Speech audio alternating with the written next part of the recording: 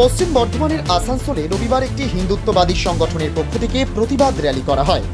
সম্প্রতি বাংলাদেশের সংখ্যালঘু হিন্দু সমাজের দীপু দাসকে যেভাবে নৃশংসভাবে হত্যা করা হয়েছে তার প্রতিবাদে এই র্যালির আয়োজন। শনি মন্দির থেকে আসানসোল বাস স্ট্যান্ড পর্যন্ত এই র্যালি বের হয়। র্যালিতে সংগঠনের বহু সদস্য অংশ নেন। তারা বাংলাদেশে হিন্দুদের ওপর অত্যাচারের বিরুদ্ধে স্লোগান দেন।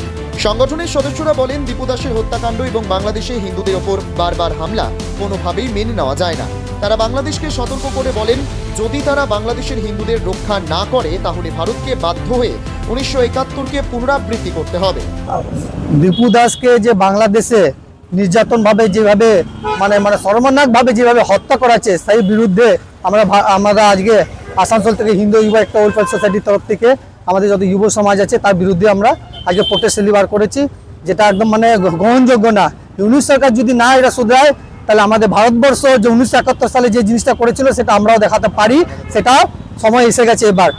बांग्लादेश में जो दीपू चंद्र दास को जिस तरह से मारा गया है, बांग्लादेशी मुस्लिम लोग जिस तरह से मारा है, उसके अगेंस्ट में आज हम लोग एक प्रोटेस्ट रैली किए थे शनि मंदिर से आसनसोल बस स्टैंड तक। আসানসোল থেকে রাহুল পাসওয়ানের রিপোর্ট, খবর বাংলা।